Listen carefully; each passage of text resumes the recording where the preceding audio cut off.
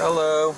How's it going? That's why y'all was following me the whole time. Cause I had when I was all the way up there, I seen you following me by the school. I was just in the area. So listen, the reason why I stopped you is because the tent, this thing right here, the tent, and you, when you went to Davis Loop, parked on the wrong side of the road. That's my grandma's house. I can't park out there. That was in the garage. No. So but the reason why I stopped you is for the tent. Okay. Do you have any weapons in here? What's that? What? No? Okay.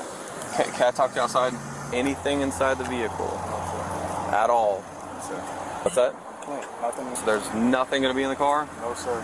You mind if I look through it? He trying to search the car. I don't know what he's trying to like. Y'all just so full of it. Oh. So I stopped him because he parked on the wrong side of the road. Okay. Where at? Where? Hold on.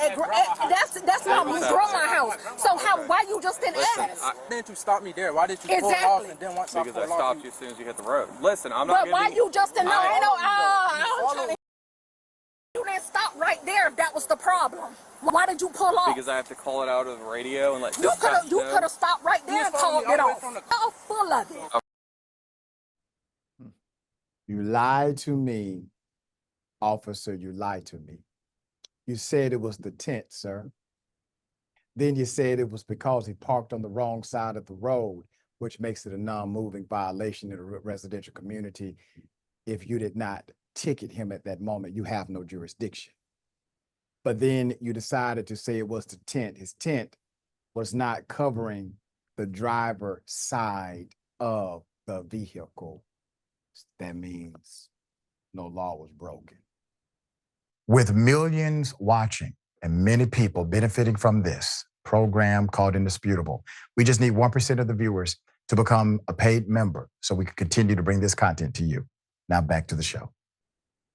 Put it up full mass. Changed the story quickly when an adult showed up, right? Body cam footage has gone viral after a black teen was pulled over and stopped by officers over tinted windows, parking at his grandmother's house, who knows?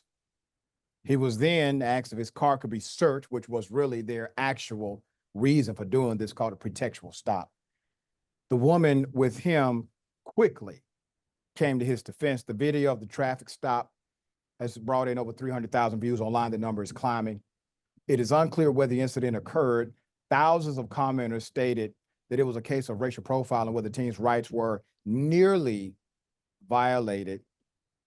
Traffic stops are not investigations. This needs to stop. Issue the ticket and move on. One person noted, this has become so extreme, these pretextual stops, where there's a possible small violation. They utilize that possible small violation in order to create the scenario to basically search another person's vehicle or whatever it may be. Now, for the laws that I was able to look through and research today, we couldn't find one law. I couldn't find one instance where having top-level tent was against the law. And if it is against the law to have tent in a particular city, it's a jurisdictional issue, they have what's called a tent reader. Yeah, they got tent readers. And they put the tent reader up to the tinted window in order to justify the citation. All right. David, thoughts here? Well, a couple of things. This young man and his mom did all the right things. First of all, you are entitled to question police. You're entitled to call an adult, to call your parents. You are entitled to criticize police and call them out when they lie to your face. And if the police then don't like your attitude and act on their feelings, then everything the cops do after that is against the law, is an unlawful arrest.